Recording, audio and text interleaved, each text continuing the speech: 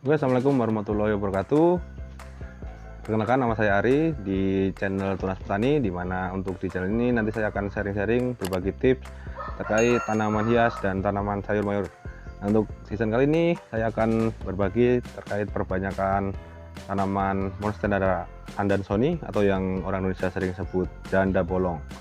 Nah, untuk tanaman ini itu tanaman tipe berbuku-buku atau beruas. Nah, nanti saya akan jelaskan cara perbanyakannya. Sebelumnya perlu kita siapkan terlebih dahulu beberapa peralatannya. Berikut peralatan yang perlu kita persiapkan. Oke teman-teman, untuk persiapan alat kali ini untuk pemotongan tanaman janda bolong, pertama kita membutuhkan alat potong. Di sini saya menggunakan pisau potong. Teman-teman di rumah boleh pakai cutter atau pisau yang steril.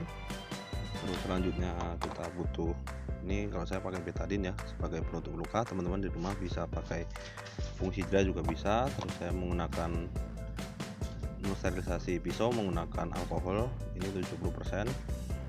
Terus selanjutnya kita butuh tisu.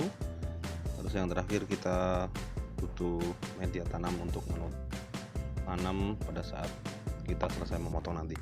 Oke, jadi itu tadi peralatan yang perlu kita persiapkan teman-teman semua. Peralatan-peralatan yang cukup mudah ditemukan di rumah ya. Jadi untuk selanjutnya kita langsung saja masuk ke proses pemotongan. Tanaman janda bolong ini yang perlu kita perhatikan adalah dia tipe tanaman yang mempunyai ruas-ruas seperti pohon bambu ya. Jadi kuncinya pada saat pemotongan teman-teman itu motongnya di antara ruas. Jadi di posisinya ini teman-teman, bukan di ruasnya, karena di ruas ini adalah titik tumbuh dari tanaman tersebut pada saat kita perbanyak. Oke, mungkin itu kuncinya teman-teman saat pada pemotongan tanaman janda bolong ini. Oke, langsung saja teman-teman, yang kita perlu persiapkan adalah pisaunya ya. Untuk alat potong tersebut kita beri hand sanitizer terlebih dahulu. Ini tujuannya untuk mensterilisasi apabila terdapat bakteri-bakteri di dalam pisau ini teman-teman. Kita bersihkan dulu dengan hand sanitizer, kita lap dengan tisu sampai kering.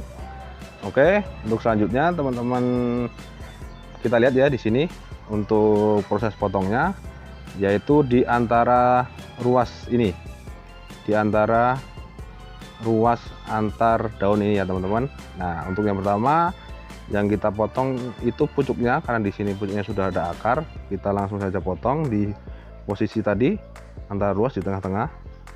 Nah, seperti ini teman-teman, itu untuk pucuknya sudah ada akar juga.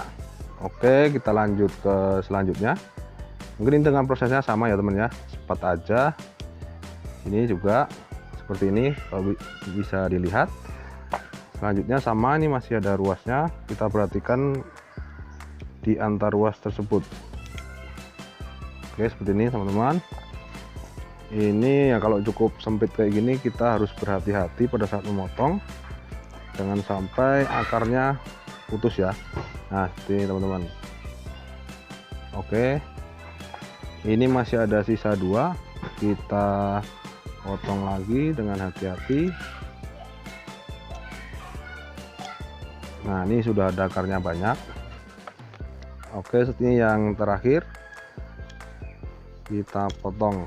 Nah, ini yang ini biarkan saja untuk nanti bisa tumbuh lagi. Nah, ini teman-teman untuk janda bolong yang sudah saya potong jadi berapa nih? 1 2 3 4 5 6. Nah, oke, selanjutnya ini kita bersihkan teman-teman untuk getah atau lendir di bekas potongan tadi. Kita bersihkan satu persatu teman-teman ya. Ini kita bersihkan nanti untuk kita olesi dengan betadine. Kita olesi dengan betadine. Jadi saya beri contoh satu saja. Jadi teman-teman, ini fungsinya betadine ini untuk menutup luka ya, agar tidak terjadi pembusukan dari batang ini yang ditimbulkan oleh bakteri-bakteri yang ada di media. Nah, ini jadi seperti ini teman-teman. Kita lihat, kita beri di semua sisi ya, semua sisi kita beri betadine seperti ini. Nah, ini dilakukan di semuanya. Nah, kita tunggu kering ini sekitar 15 menit atau 10 menit ya, kita tunggu kering saja. Nah, teman-teman, untuk selama kita menunggu kering, kita perlu siapkan ini media tanam. Nah, di sini media tanam saya pakai menggunakan sekam bakar, sekam mentah, sedikit batu jeloid dan kokopit. Mungkin itu juga cukup mudah ditemukan di rumah untuk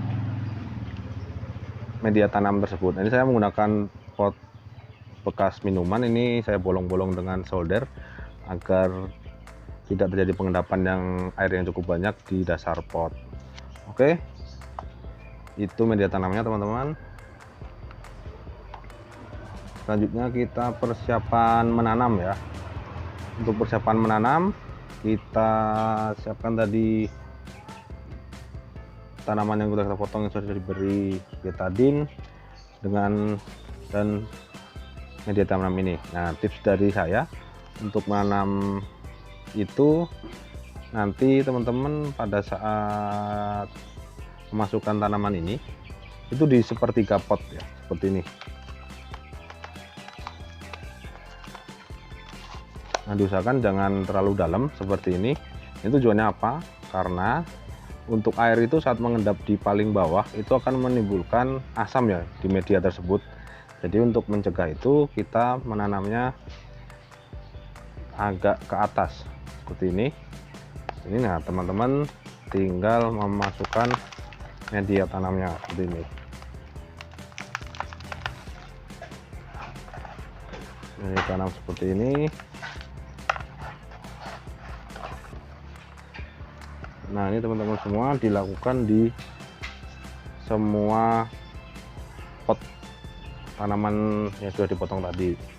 Nah, ini kalau sudah jadi seperti ini, nah teman-teman, langkah terakhir itu teman-teman harus disiram kocor ya, atau jadi seperti ini teman-teman. Yang dimaksud dengan siram kocor, kita siram seluruh medianya sampai airnya menetes dan keluarnya itu bersih ya teman-teman.